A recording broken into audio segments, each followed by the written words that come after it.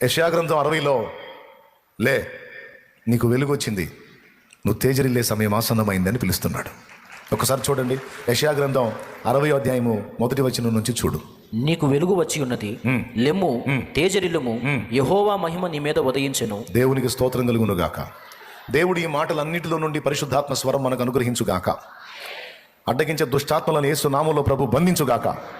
ప్రభు తన వాక్కును మనకు అందించుగాక. ఆమెన్. జాగ్రత్తగా వినండి. దేవుని వాక్యం స్పష్టంగా సాక్ష్యం ఇస్తుంది. కాలాన్ని పోగొట్టుకునేది అన్యుడు. నా పిల్లలుగా మీరు కాల విలువను ఎరిగిన వారై దాన్ని జాగ్రత్తగా సద్వినియోగం చేసుకోండి అని పిలుస్తున్నాడు. మనం ఆ విషయంలో కేర్ఫుల్గా ఉండాలి. తర్వాత రెండో వాగ్దానం కూడా ఏం మాట్లాడుతున్నాడంటే, లే, నీకు వెలుగు వచ్చింది, యెహోవా తన కాంతి నీ మీద ఉదయింపజేస్తున్నాడు, నువ్వు తేజరిల్లాల్సిన సమయం ఆసన్నమైంది అంటున్నాడు. ఏం చేయాల్సిన సమయం? నువ్వు తేజరిల్లాల్సినటువంటి సమయం ఆసన్నమైంది, లెమ్ము అనే మాట అంటున్నాడు. లెమ్ము అనే మాట మీరు విన్నారు కదా, ఉందా లేదా అక్కడ? మళ్ళీ ఒకసారి చదువు నాయన, చదువు లేని వాళ్ళు వింటారు. నిద్ర వచ్చిన వాళ్ళు గట్టిగా ఒకసారి స్తోత్రం చెప్దాం.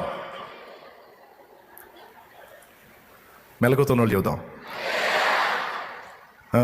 నీకు వెలుగు వచ్చి ఉన్నది, లెమ్ము, తేజరిల్లుము, యెహోవా మహిమ నీ మీద ఉదయించెను. బాగా వినండి ప్రియులారా, నీకు వెలుగు వచ్చింది, లెమ్ము అనే పదం వాడాడు. అంటే అక్కడ రెండు విషయాలు మీకు అర్థం కావాలి. లే అనే పదం దేవుడు వాడుతున్నాడంటే ఆ వ్యక్తి బహుశా కూర్చొనన్నా ఉండాలి, లేదా పడిపోయన్నా ఉండాలి. పడుకోనన్నా ఉండాలి, కూర్చొనన్నా ఉండాలి. అలా ఉంటేనే నిద్రపోయేవాడిని మనం ఏమంటాం? లే, లెమ్మో అంటాం. తర్వాత అదే పదం ఎవరికి వాడతాం? కూర్చున్నోడిని. లే, కూర్చున్నది చాలు. కూర్చున్నోడిని, నిద్రపోయేవాడిని ఇద్దరిని లెమ్ము అనే పదం వాడతాం. నీకు వెలుగు వచ్చినది లెమ్ము అనే పదం దేవుడు వాడాడు అంటే అక్కడ రెండు అర్థం కావాలన్నాను. ఒకటి, ఆయన ఎవరికి చెప్తున్నాడో ఆ వ్యక్తి లేదా ఆ వ్యక్తులు పరుండన్నా ఉండాలి, లేదా కూర్చొనన్నా ఉండాలి. కారణం ఏమిటి అంటే, నీకు వెలుగు వచ్చింది, ఇప్పుడు వెలుగు వచ్చింది అంటున్నాడంటే అంతకుముందు ఏముంది? అది పగలున్నంత వరకు మనం పని చేయగలం. రాత్రి వస్తుంది, అప్పుడు ఎవడు పని చేయలేడు, ఏమీ చేయలేడు. అందుకే పగలు 12 గంటలు ఉన్నవి, పగలున్నంత వరకు మనం పని చేయాలనే మాట వాడాడు.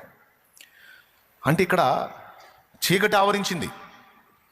ఆ చీకటి దెబ్బకి ఈ వ్యక్తి నిద్రమత్తులోకో లేకపోతే ఏమీ చేయలేనటువంటి నిస్సహాయ స్థితిలోకి వెళ్ళిపోయి ఆడ కూలబడిపోయాడు.